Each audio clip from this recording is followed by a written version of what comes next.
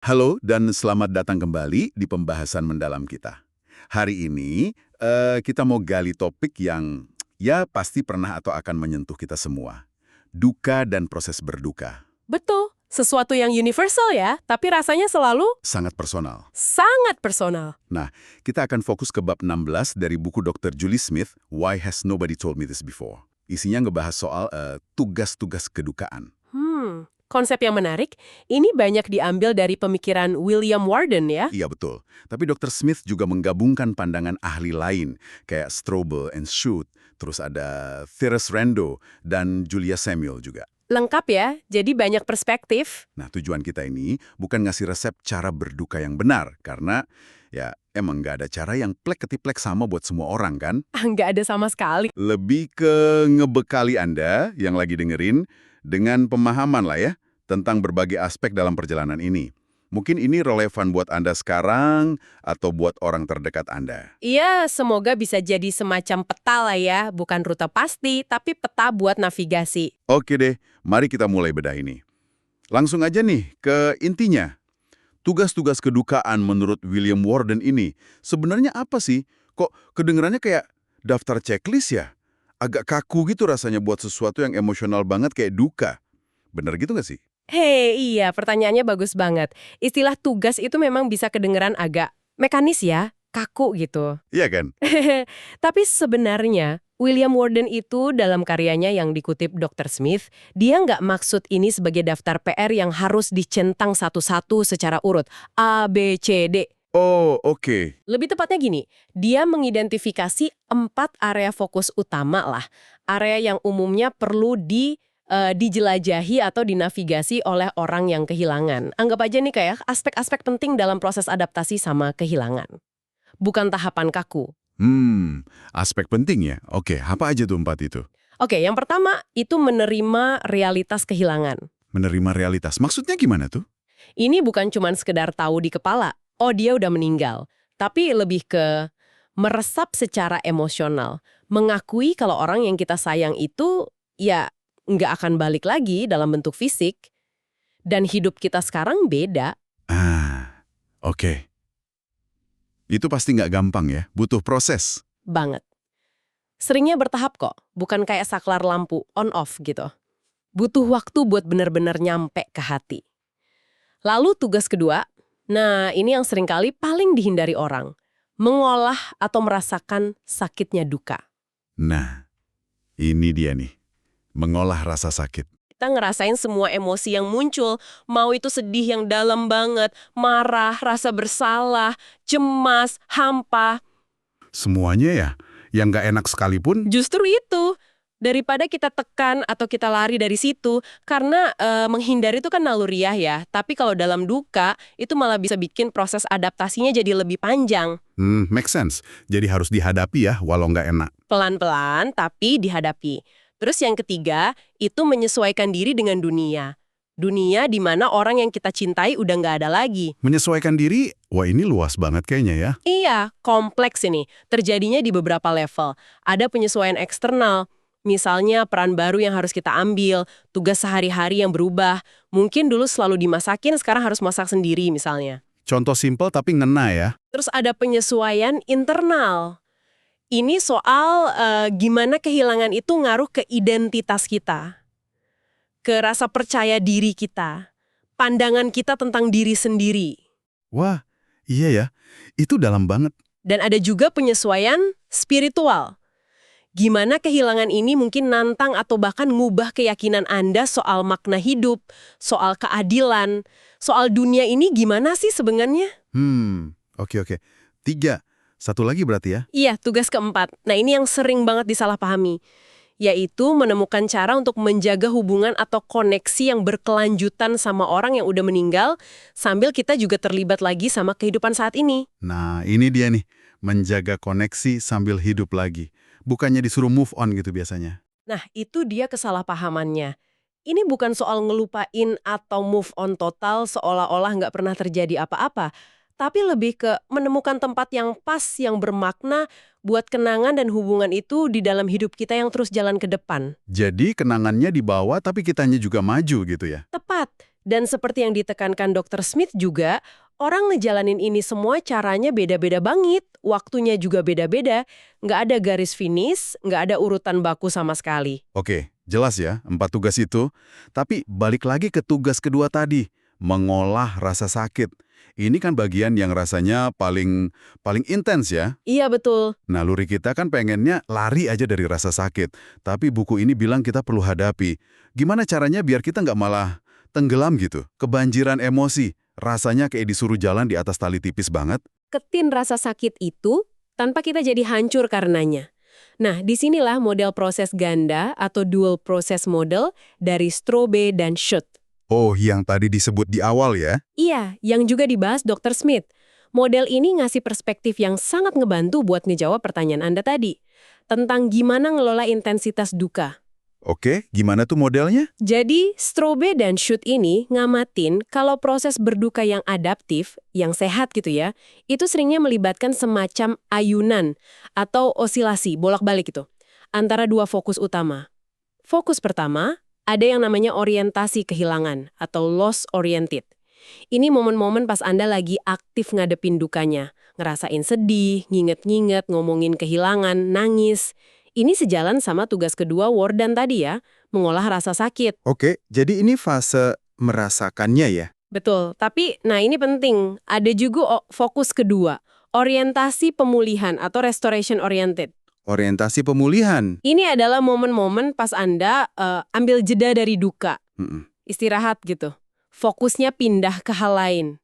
Bisa ngurusin hal-hal praktis yang berubah karena kehilangan, misalnya soal keuangan, atau belajar skill baru yang sekarang dibutuhin. Oh, oke. Bisa juga nyari distraksi yang sehat, bangun lagi identitas atau peran sosial, atau ya, sekedar istirahat aja dari beban emosi yang berat itu. Jadi bolak-balik antara ngerasain sedih sama ngurusin hidup lagi gitu. Persis. Nah, ini nunjukin perlunya fleksibilitas. Strobe dan Schut bilang, kita perlu bergerak bolak-balik antara dua orientasi ini. Kenapa harus bolak-balik? Karena kalau kita kejebak terlalu lama di orientasi kehilangan, itu bisa capek banget, bikin kita nggak bisa ngapa-ngapain. Tapi sebaliknya, kalau kita terus-terusan di orientasi pemulihan, terus ngindarin rasa sakit sama sekali, nah itu proses adaptasi jangka panjangnya bisa terhambat. Oh, jadi dua-duanya perlu ya? Kayak tarik napas, buang napas gitu? Analogi yang bagus, kuncinya itu keseimbangan dinamis. Ada waktu buat ngerasain sakitnya, tapi juga ada waktu buat bernapas, buat bangun lagi, buat ngumpulin energi. Wah, ini kayak ngasih izin ke diri sendiri ya. Jadi, nggak apa-apa dong, bahkan sehat gitu ya. Kalau ada hari-hari di mana rasanya tuh berat banget buat ngerasain duka, terus kita milih buat yaudah deh, fokus beres-beres rumah aja, atau nonton film komedi gitu. Banget, itu justru sehat. Ini soal ngasih izin ke diri sendiri, dan itu penting banget. Tapi gimana kita mastiin istirahat ini beneran pemulihan, bukan cuma denial atau pelarian yang nggak sehat gitu dalam jangka panjang? Pertanyaan bagus. Istirahat yang sehat dari duka itu bentuknya macam-macam. Dr. Smith nyebutin soal teknik menenangkan diri atau self-soothing. Self-soothing ya? Iya. Ini bisa hal-hal simpel banget yang nenangin sistem saraf kita. Mandi air anget, dengerin musik yang tenang, nyium aroma lavender, minum teh anget, hal-hal kecil gitu. Oke, yang bikin nyaman ya? Bisa juga dengan ngelakuin aktivitas yang benar-benar nyerap perhatian Anda. Jadi pikiran tuh dapat jeda dari mikirin duka terus. Contohnya, berkebun, masak resep baru, baca buku yang seru, atau nekunin hobi. Oh iya, biar fokusnya pindah ya? Aktivitas fisik ringan juga bagus, kayak jalan kaki di taman gitu. Terus ada teknik grounding, itu fokus ke sensasi fisik saat ini. Misalnya ngerasain telapak kaki napak di lantai, ngerasain tekstur baju di tangan, dengerin suara di sekitar. Itu efektif buat narik kita balik ke sini dan kini pas pikiran lagi kalut. Grounding, oke. Bahkan, sekedar ngobrol santai sama temen gak harus soal duka kok. Ngobrolin hal lain aja itu juga bisa jadi istirahat yang sehat. Intinya cari cara yang aman dan konstruktif buat ngasih jeda ke diri sendiri dari intensitas duka. Biar Anda punya ruang napas, punya energi lagi buat ngadepin nanti atau ya sekedar buat ngejalanin hari itu. Wah, itu melegakan banget sih dengarnya. Oke, balik lagi ke ide mengerjakan duka ini. Bab 16 juga nekenin pentingnya langkah-langkah kecil. Kadang kan kita ngerasa harus lompat jauh gitu biar kelihatan maju. Tapi buku ini malah bilang sebaliknya. Bisa dijelasin lagi soal ini? Ngetin kita buat nggak nganggep remeh pencapaian sekecil apapun. Sekecil apapun ya? Iya. Kalau hari ini Anda berhasil bangun dari kasur pas rasanya pengen ngumpet aja, atau berhasil mandi, atau bahkan cuma minum segelas air putih, itu udah kemenangan loh. Itu langkah maju. Bener juga ya. Jadi fokusnya geser. Bukan lagi gimana caranya nyelesain duka ini, tapi lebih ke apa yang bisa saya lakuin hari ini, saat ini, dengan energi yang saya punya sekarang. Mungkin cuma satu hal kecil aja. Jadi dipecah-pecah gitu ya, biar nggak kerasa berat banget. Betul. Ini ngebantu mecah gunung duka yang gede itu jadi kerikil-kerikil yang lebih bisa dipegang.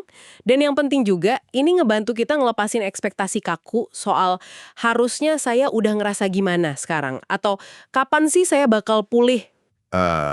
Ekspektasi itu ya, sering bikin tambah stres. Banget. Ekspektasi itu seringnya nggak realistis, dipengaruhi mitos di masyarakat soal duka, dan ujung-ujungnya cuma nambah beban rasa bersalah atau gagal di atas duka itu sendiri. Jadi menerima kalau proses ini butuh waktu, nggak lurus aja jalannya, banyak naik turunnya, itu udah bagian dari langkah kecil yang penuh welas asih ke diri sendiri. Rasanya adem ya dengar gitu, bahwa hal kecil pun berarti. Oke, sekarang kita balik ke tugas keempat Warden tadi, menjaga koneksi sama almarhum sambil terlibat lagi sama kehidupan. Nah, ini konsep yang buat sebagian orang mungkin agak membingungkan ya, atau bahkan kayaknya kontradiktif. Iya, seringkali gitu. Masyarakat kan seringnya bilang ikhlasin, lepasin, move on. Tapi gimana Warden dan Dr. Smith di buku ini ngelihat kemungkinan buat megang erat kenangan sekaligus kita melangkah maju?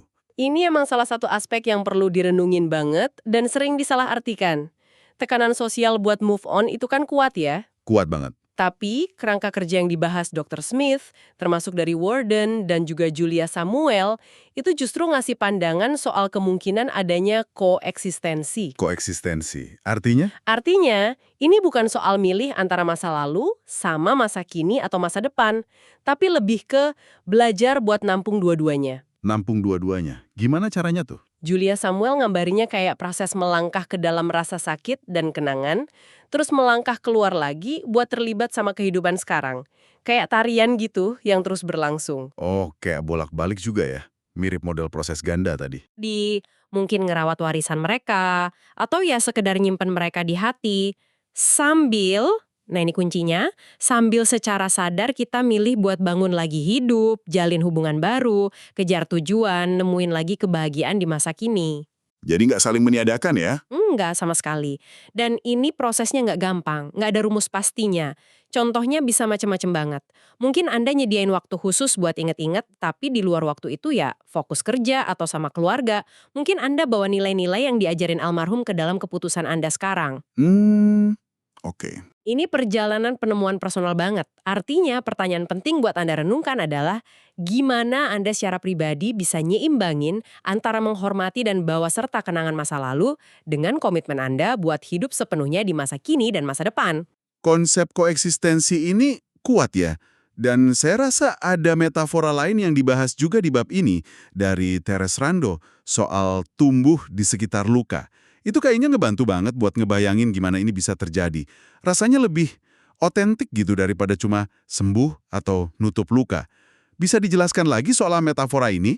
Tentu, metafora tumbuh di sekitar luka dari Rando ini memang ngasih cara pandang yang beda dan seringkali lebih nyaman ya. Idenya gini, kehilangan yang signifikan itu kan ninggalin bekas ya, semacam luka atau ruang kosong di dalam diri kita. Iya. Nah, karena orang yang hilang itu penting buat kita, cinta kita ke mereka itu nyata, luka ini tuh nggak serta-merta jadi kecil atau hilang gitu aja seiring waktu. Nyoba nyembuhin luka itu dalam arti bikin lenyap sama sekali, itu seringnya rasanya mustahil atau bahkan kita nggak mau kan sebenarnya. Iya juga ya, karena itu bagian dari kita. Nah, alih-alih lukanya yang ngecil, Rando bilang, justru kita yang tumbuh di sekeliling luka itu. Kita bangun kehidupan baru, pengalaman baru, hubungan baru, pemahaman baru, makna baru, bersama dengan kehadiran duka itu. Oh, jadi lukanya tetap ada, tapi kitanya yang melebar gitu? Bisa dibilang gitu, luka itu tetap ada jadi bagian dari lanskap batin kita, tapi dia nggak lagi mendominasi seluruh pemandangan. Kita belajar buat bawa rasa sakit itu sambil secara aktif nyiptain kehidupan yang tetap kaya, bermakna, dan bertujuan. Wow. Ini ngejarin kita ke kapasitas yang luar biasa buat nampung hal-hal yang kayaknya bertentangan. Rasa sakit bisa ada bareng sama sukacita. Keputusasaan bisa hidup sebelahan sama makna baru. Luka itu jadi bagian dari sejarah kita, bagian dari siapa kita sekarang, tapi nggak mendefinisikan seluruh diri kita atau masa depan kita. Jadi ini gambaran soal ketahanan ya. Ketahanan dan pertumbuhan yang terjadi bareng sama duka, bukan nunggu dukanya selesai dulu. Tepat sekali, pertumbuhan yang terjadi bersama duka. Oke. Nah, buku ini juga secara jelas banget bilang kalau nyari bantuan profesional, kayak ke terapis atau konselor, itu bukan tanda lemah. Justru bisa jadi langkah penting. Kapan sih sebaiknya seseorang mikirin opsi ini dalam perjalanan dukanya? Penekanan itu penting banget. Masih ada stigma yang salah kaprah kan, kalau duka yang normal itu harusnya bisa dihadapi sendirian aja. Iya, sering dengar gitu. Padahal nyari bantuan profesional tuh justru tanda kekuatan loh. Tanda kesadaran diri. Duka itu kan respons alami, tapi kadang intensitasnya, durasinya, atau kerumitannya bisa jadi luar biasa banget. Sampai bikin kita ngerasa kejebak, terisolasi, atau nggak bisa ngapa-ngapain lagi. Kapan kita tahu kalau udah luar biasa gitu? Nah, terapi itu bisa nawarin beberapa hal penting. Pertama, kayak yang disebut Dr. Smith, dia nyediain ruang aman atau sanctuary. Tempat di mana Anda bisa keluarin semua emosi yang paling mentah, paling sulit, tanpa takut dihakimi atau disuruh cepetan sembuh dong. Itu penting banget ya, nggak dihakimi. Penting banget. Kedua, terapis bisa bantu Anda mahamin dinamika duka Anda sendiri. Mungkin pakai kerangka kayak yang kita bahas ini, tapi disesuaiin banget sama pengalaman unik Anda. Ketiga, mereka bisa ngasih strategi konkret buat ngelola emosi yang meluap. Kayak teknik nenangin diri atau grounding tadi. Jadi ada alat bantunya ya. Betul, dan mungkin yang paling dasar ya, terapis itu kayak teman seperjalanan yang terlatih buat jalan bareng Anda di tengah gelapnya duka. Mereka nggak nyoba benerin Anda atau maksain prosesnya cepat selesai, karena membutuh waktu kan, tapi mereka hadir buat memenin, buat memvalidasi perasaan Anda dan ngebantu Anda ngelewatin jalan yang sulit ini. Jadi kapan sebaiknya mempertimbangkan? Jadi kalau Anda ngerasa duka Anda itu udah ganggu banget kemampuan Anda buat jalanin aktivitas sehari-hari dalam jangka waktu yang lama ya. Kalau Anda ngerasa kejebak dalam keputusasaan yang dalam banget, ngerasa sangat terisolasi atau rasanya kewalahan sampai nggak tahu mesti mulai dari mana, nah mikirin bantuan profesional itu langkah yang sangat bijaksana. Itu bentuk perawatan diri yang kuat. Oke, paham. Nah, sebelum kita rangkum nih, ada satu lagi kerangka kerja dari Julia Samuel yang disebut di bab ini, pilar-pilar kekuatan. Bisa kita singgung sedikit aja, apa aja sih pilar-pilar ini buat nutup diskusi inti kita? Oh iya, tentu. Pilar kekuatan dari Julia Samuel.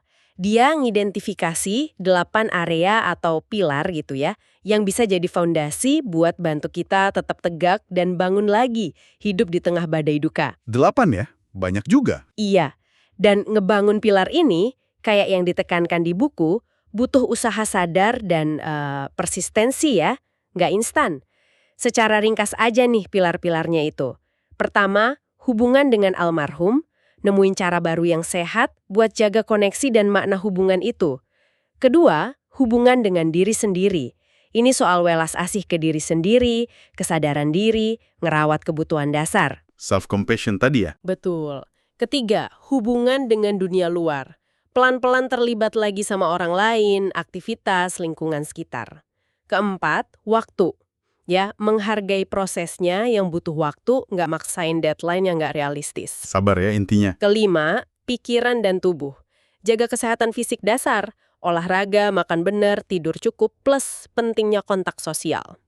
Keenam, batasan atau limits. Belajar ngenalin kapasitas diri, bilang enggak kalau perlu, ngelindungin diri dari tekanan luar. Itu penting tuh batasan. Ketujuh, struktur. Nyiptain keseimbangan antara rutinitas yang bikin aman sama fleksibilitas buat ngakomodir kebutuhan duka yang naik turun. Kedelapan, fokus atau focusing. Ngembangin kemampuan buat ngamatin pengalaman internal, pikiran, perasaan, sensasi tubuh dengan sadar tanpa langsung bereaksi atau kebawa arus. Wah, lengkap banget ya 8 pilar itu. Kayak fondasi rumah gitu ya. Bisa dibilang gitu. Pilar-pilar ini secara keseluruhan fungsinya kayak fondasi internal dan eksternal yang bantu kita nemuin pijakan dan kekuatan bahkan pas kita lagi ngerasa rapuh banget dan goyah karena duka. Oke, jadi setelah kita gali bab 16 ini, apa nih yang bisa kita bawa pulang buat Anda yang lagi dengerin? Jelas banget ya, duka itu perjalanan yang sangat personal, unik, nggak ada peta tunggal yang pas buat semua orang. Betul sekali. Kerangka kerja kayak tugas kedukaan Warden atau pilar kekuatan Samuel ini bukan resep atau aturan baku loh ya. Anggap aja ini kayak lensa buat memahami berbagai aspek yang mungkin Anda hadapi. Alat bantu lah ya. Iya, alat bantu. Beberapa poin penting yang tadi muncul, menerima realitas kehilangan itu proses, terus mengizinkan diri ngerasain sakit, tapi juga ngasih izin buat istirahat dan pulih dari rasa sakit itu, lewat model proses ganda tadi. Bolak-baliknya itu ya. Ingat juga kekuatan langkah-langkah kecil. Setiap usaha, sekecil apapun, itu berarti. Dan coba deh lepasin ekspektasi kaku soal gimana seharusnya berduka. Mungkin metafora tumbuh di sekitar luka dari Rando tadi bisa ngasih perspektif baru yang penuh harapan. Harapan bahwa hidup yang utuh dan bermakna itu masih bisa dibangun ya. Bukan dengan ngapus duka, tapi dengan ngebawa duka itu serta. Iya, betul. Dan satu hal lagi mungkin ya, duka itu seringkali adalah sisi lain dari koin cinta yang mendalam. Proses ini nuntut kesabaran dan kebaikan hati yang luar biasa ke diri sendiri. Sesuatu yang seringkali kita lebih gampang kasih ke orang lain daripada ke diri sendiri kan? Benar banget itu. Susah buat baik sama diri sendiri pas lagi susar. Iya. Jadi meskipun perjalanan ini bisa kerasa sepi banget di saat-saat tertentu, coba inget deh, Anda nggak sendirian dalam pengalaman dasar manusia ini. Walaupun ya jalan tiap orang unik. Nah, sebagai penutup nih, saya mau ninggalin satu pemikiran buat Anda bawa pulang dan renungkan. Tugas pertama Warden tadi kan menerima realitas kehilangan. Kata menerima, itu sering kita kaitkan sama kepasrahan pasif gitu ya. Iya. Kayak ya udah terima aja. Tapi, gimana kalau kita coba balik? Gimana kalau penerimaan ini bukan cuma sekedar ngakuin kenyataan pahit, tapi justru bisa jadi fondasi aktif. Jadi sumber kekuatan baru buat secara sadar milih. Milih buat bangun lagi hidup yang bermakna. Hidup yang mungkin beda, tapi tetap utuh dan berharga. Dengan ngebawa serta pelajaran dan cinta dari masa lalu. Pertanyaan yang bagus buat direnungkan. Sesuatu untuk Anda pikirkan lebih lanjut. Terima kasih sudah bergabung dalam pembahasan mendalam kita hari ini. Sampai jumpa lagi.